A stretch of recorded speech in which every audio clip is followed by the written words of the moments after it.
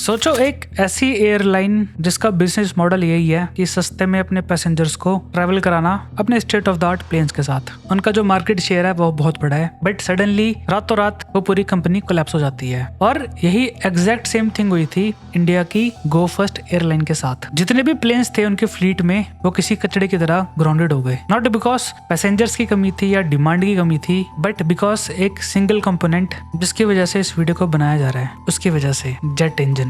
जिस कंपनी ने उसको बनाया था उसके अंदर कई सारे डिफेक्ट्स और वेयर एंड टेयर होने लग गए। एंड इससे क्या हुआ कि जो रिपेयर और मेंटेनेंस थी वो दिनों से खिंच के होगी हफ्तों तक, एंड हफ्तों से खिंच गई महीनों तक। और जो सप्लाई सेंटर था ना इन डिमांड को मीट कर पाया, और एंड में रिजल्ट क्या होता है कि जितनी भी फ्लीट थी उसकी 50% हो गई ग्राउंडेड, रेवेन्यू जीरो हो गया, और आखिर में एयरलाइन ने बैंक्रप्सी फाइल घोषित कर दी। बट जो अंदर की बात थी कि प्रॉब्लम कभी फैक्ट्री कैपेसिटी की थी नहीं, प्रॉब्लम थी एक ऐसी इंजीनियरिंग कॉम्प्लेक्सिटी की कि उसको मास्टर करना ही अपने आप में एक डार्क आर्ट है, और इस डार्क आर्ट से दुनिया की सबसे बड़ी से भी बड़ी सुपर पावर्स खौफ खाती है। Hello guys, I am Prince, और आज की वीडियो में हम बात करेंगे एक रिसेंट बहुत बड़े ब्रेक थ्रू के बारे में जो अमेरिका ने करा है। बट अगर इस चीज को जारी रखने दिया गया तो उससे ह्यूमैनिटी का तो फायदा होगा, बट दुनिया की सारी एयरफोर्स के लिए नहीं। सो बिना वक्त को जाया करे, लेट्स स्टार्ट द वीडियो।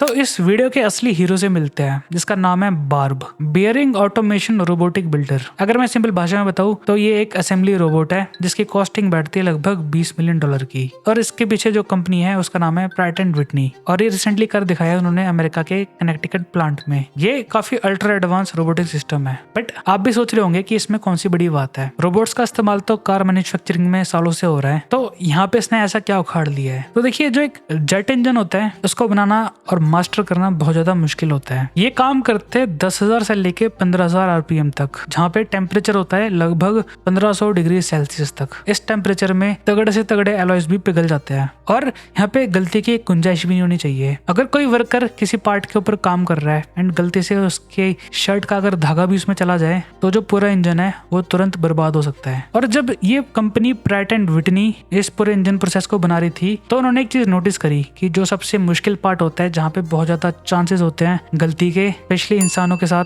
तो उन्होंने इस प्रोसेस को उठाया एंड कई साल लगा दिए इसको एक रोबोट से मैन्युफैक्चर कराने में, जिसका नतीजा एंड में निकला ये वाला रोबोट बार्ब। ये क्या करता है असल में कि पूरे मैन्युफैक्चरिंग में एक छोटा सा प्रोसेस होता है, उसमें ये करना होता है कि जो एक बेरिंग होती है उसको शाफ्ट के ऊपर फिट करना पड़ता है। बट बिकॉज ये एक जेट का इंजन होता है तो उसमें हम हथौड़े का या फिर किसी एक्सटर्नल फोर्स का इस्तेमाल नहीं कर सकते। तो पहले क्या करना पड़ता था मैकेनिक्स को, उनको एक पार्ट को ओवन में हीट करना पड़ता था एंड दूसरे पार्ट को फ्रीज करना पड़ता था ताकि वो श्रिंक हो जाए, एंड फिर जो एक एक्सट्रीमली टाइट विंडो होती थी उसमें उन दोनों को प्रेस करके अलाइन करना पड़ता था, और यहीं पे खत्म नहीं होता था। फिर वेट करना पड़ता था कई घंटों का जब वो टेम्परेचर नॉर्मल हो जाए, और फिर बाद में माइक्रोस्कोप से लेके चेक करना पड़ता था कि उसके अंदर कोई माइक्रो फ्रैक्चर्स ना हो, एक बाल की मोटाई के बराबर। और इस पूरी मैनुअल इंस्पेक्शन में लगते थे कई घंटे या फिर इवन दिन, और ये सरदर्दी यहाँ पे भी खत्म नहीं होती थी। हर एक स्टेप के बाद मैकेनिक को फिजिकल लॉग बुक में साइन करना पड़ता था और अपने थॉट्स और अपने नोट्स लिखने पड़ते थे कि उसने कैसे कैसे क्या क्या करा है, जिसमें टाइम बहुत ज्यादा खींचता था।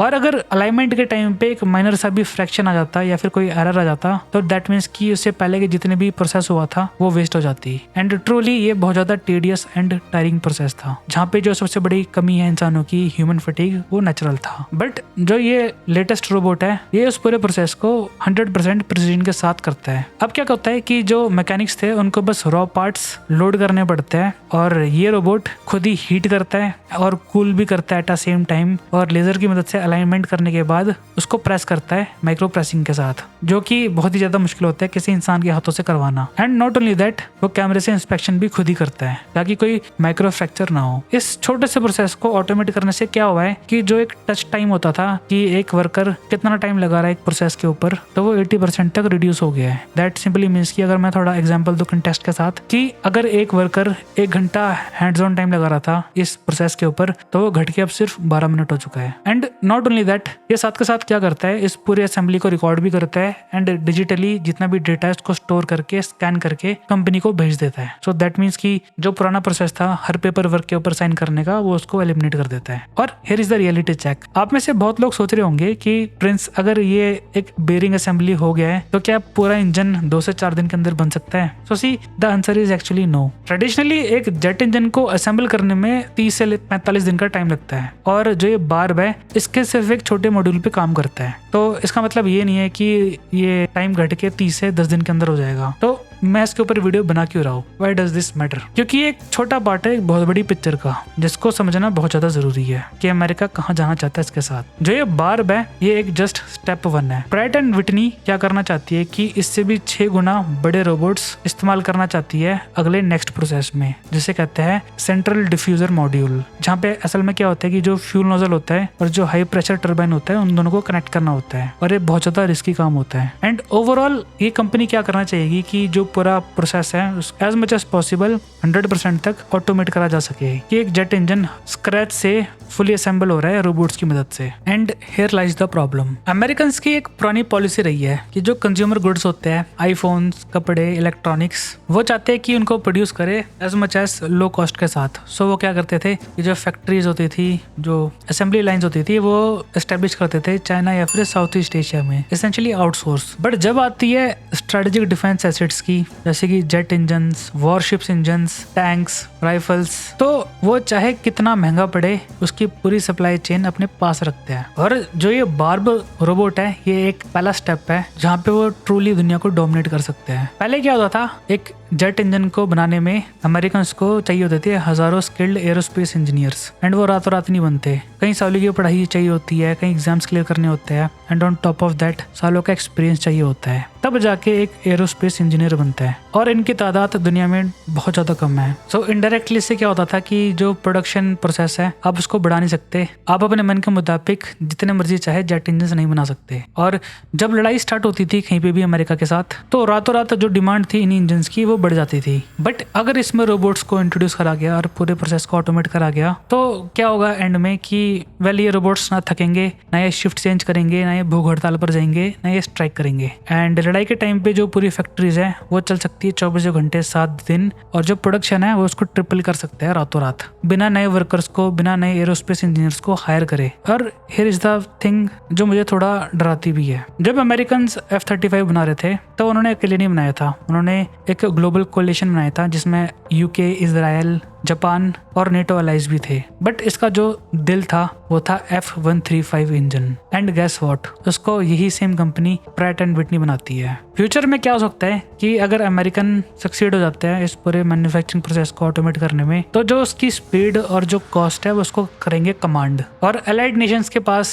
प्रैट एंड विटनी के अलावा और कोई दूसरा ऑल्टरनेटिव बचेगा ही नहीं। सप्लाई चेन की जो सबसे इंपॉर्टेंट चीज है, इंजन, वो उनके हाथ में होगा, और वो बची हुई जितनी भी रेस्ट ऑफ द एयरफोर्स है उसको कमांड करेंगे एंड डिक्टेट कर सकते हैं पॉलिसीज को भी। अदरवाइज वो हो सकता है जो कि इंडिया के सी किंग हेलीकॉप्टर के साथ हुआ था 2000 के आसपास। एक बड़ी अच्छी कहावत है जो जोसेफ स्टालिन ने दी थी वर्ल्ड वॉर 2 में, quantity has a quality of its own. और मिलिट्री का भी यही सिंपल सा रूल है कि हाईटेक वॉर्स में सिर्फ टेक नहीं रहते, बल्कि जो रेट ऑफ रिप्लेसमेंट है या अट्रिशन रेट, वो जीत को तय करते हैं कि आप किस स्पीड से अपने एसेट्स को रिप्लेस कर सकते हो। और जो ये गैप है ये बहुत ज्यादा बड़ा हो जाता है जब हम कंपेयर करें चाइना और रशिया के कंपैरिजन में। चीन अपने CJ-1000A और WS-15 के इंजन के ऊपर सालों से लगा रहा है, एंड उसमें भी जो क्वालिटी कंट्रोल का इशू है वो भी निकल के आ रहा है इस टाइम पे। और रशियंस के पास हाईली स्किल्ड लेबर की भारी कमी है, और बची कुछ कसर यूक्रेन वॉर ने पूरी कर रखी है। आने वाले टाइम में क्या हो सकता है कि जब चाइना और रशिया अपने ऐसे एक एडवांस जेट इंजन को असेंबल कर रहे होंगे, तब अमेरिकन अपने ऑटोमेटेड रोबोट्स के साथ कंपैरिजन में 3 से लेकर 4 इंजन तैयार कर चुके होंगे। और अमेरिकन के पास क्वांटिटी नहीं बल्कि क्वालिटी भी है। उन्होंने सालों से जितनी भी लड़ाइयाँ लड़ी है उसके एक्सपीरियंस को और जो टेक्नोलॉजी डेवलप करी है उसको इनकॉर्पोरेट करा है अपनी एयरफोर्स में। And you can be damn sure कि जो ये गैप है वो क्वालिटी और क्वांटिटी का दोनों होने वाला है। So as an Indian viewer, why does this matter to us? हमें क्या लेना देना ऐसी चीजों से? सो रिमेंबर जो मैंने बताया था कि जो हुआ था गो फर्स्ट एयरलाइन के साथ, तो वेल वो इकलौती एयरलाइन नहीं है। इंडिया में जितनी भी एयरलाइंस काम कर रही है, स्पेशली इंडिगो, उनके जितने भी एयरक्राफ्ट है उसमें से मेजोरिटी वही वाले प्लेन्स है, एयरबस A320 नियो प्लेन, जिनके अंदर प्रैट एंड विटनी का GTF इंजन लगा हुआ है। और अगर आपको मैं थोड़ा सा ग्लिम्स दूं इस बिट्रेल को लेके, और बाय द वे मैं ये बातें हवा में नहीं कह रहा, तो अभी रिसेंटली एक इवेंट हुआ था जिसके ऊपर मैंने एक यूट्यूब शॉर्ट्स भी बनाया था, और मुझे थोड़ी गालियां भी पड़ी थी because people didn't believe me what I said, but it was actually very much true. Bharat ने अमेरिका के साथ तय किया था कि वो उनसे खरीदेगा जनरल इलेक्ट्रिक का F414 इंजन। अपने लेटेस्ट तेजस Mark II और एमका में लगाने के लिए। डील फाइनलाइज्ड हो जाती है 70 से लेके 80 करोड़ रुपए पर इंजन की, और हमारे जो साइंटिस्ट थे हाल के वो डिजाइन को कर देते हैं फाइनलाइज्ड इसी इंजन के अराउंड। जब न्यूज ब्रोक होती है कि डिजाइन को फाइनल कर दिया गया है एंड फ्रीज कर दिया गया है, तो अमेरिकन धोखे से रातों रात उस इंजन के प्राइस बढ़ा देते हैं। तो जो पहले इंजन पड़ रहे थे 70 से 80 करोड़ के, वो उनका मांग रहे थे 3 गुना रेट, 200 करोड़ रुपीस पर engine, and additionally 6000 crore rupees और डिमांड करे गए थे इंडिया में फैक्ट्री असेंबल करने के। और सोचो जो ये बार बेस्ड टेक्नोलॉजी है, जब अमेरिका ट्रोली पूरी असेंबली लाइन को मास्टर कर लेगा रोबोट से, तो एक टाइम ऐसा भी आ सकता है कि जेट इंजन ऐसे मैन्युफैक्चर हो रहे हैं जैसे असेंबली लाइन से गाड़ियां। और मेरी जो गट फीलिंग कह रही है कि अमेरिकन यहाँ पे नहीं रुकने वाले, वो इसको इनकॉर्पोरेट करना चाहेंगे अपने आने वाले F-47 जेट के अंदर, एक 6th generation jet fighter. And here is the shocking part, अभी रिसेंटली क्या हुआ था अमेरिका के एरिया 51 में, जहाँ पे लोग बाय द वे कहते हैं कि वो